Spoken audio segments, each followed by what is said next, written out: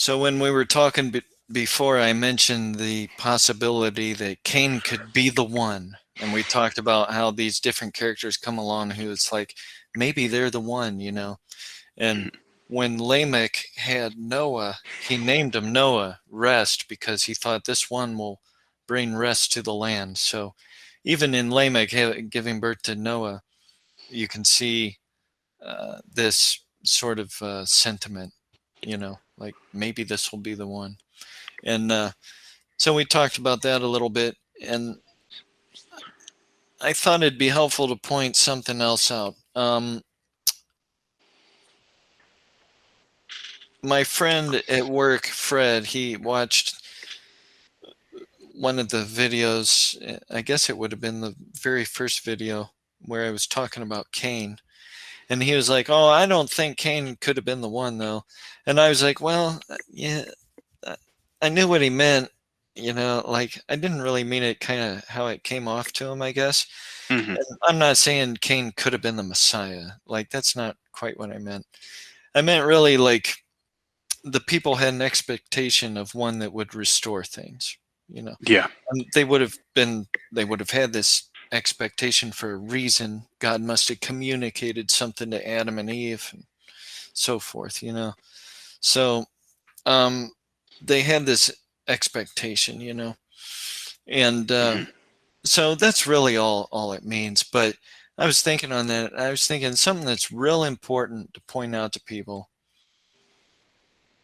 is a parallel that exists that'll kind of show my point here.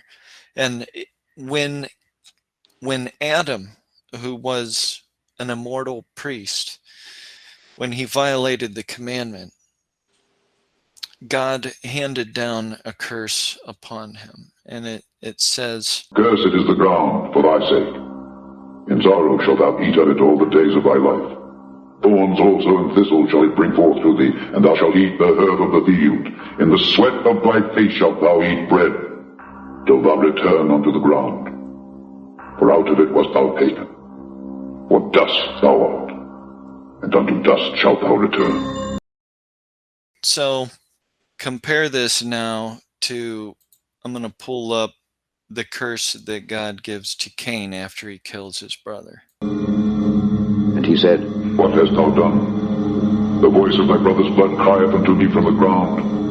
And now art thou cursed from the earth, which hath opened her mouth to receive thy brother's blood from thy hand. When thou tillest the ground, it shall not henceforth yield unto thee her strength. A fugitive and a vagabond shalt thou be in the earth.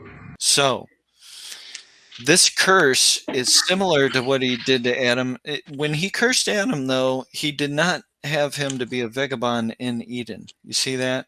So Yeah. Adam thrived outside the garden, where the altar is represented in the tabernacle. It's like outside the garden. Adam thrived outside the garden and came to worship at the altar there outside the garden. But then Cain, who was also living outside the garden with Adam and Eve, and Cain and Abel, Cain, when he did what he did, he was cursed from the ground, and he was to be a vagabond in Eden. And so that's why he flees Eden altogether. When you compare the curse that God laid down upon Adam when he sinned, when you look at the curse he did there, and then you look later at the curse God made against Cain when he killed his brother, compare those curses. They're very similar. And so what you see there, like Adam, because of what he did, he has now lost his priesthood, essentially, you know. Mm-hmm.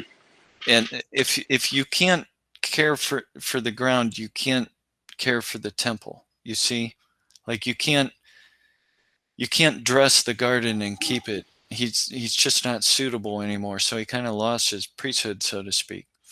And when God makes a very similar judgment against Cain, see, that kind of proves that he was like this candidate, but he's lost any ability to be like a priest of the garden anymore, you know? Yeah. Yeah. So, but he wanted to, So when he went out and built his city, he named it Enoch, which means it's dedicated. He dedicated it to the Lord. And then when he had his son Enoch, named him Enoch, he was dedicated to the Lord. He was hoping his son would be the one. Hmm. So really, Cain still wanted the blessing, and he was trying to show that, but God didn't. He just ignored it. Sounds like a pretty good parallel to me. Yeah. Curse would be from the ground. Also afraid that Cain would not have much success with the ground as well. Another reason that's important to understand right there is because we watched that video with Ken Ham where he was saying Genesis says this and that, but it's really just his interpretation of Romans 5, remember that? Yes. Yep. And remember the things he saw when God cursed Adam, like thorns and thistles shall the earth produce for you.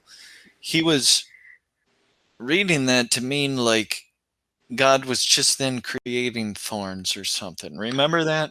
I do, yeah. It was Adam's sin that brought death into the world.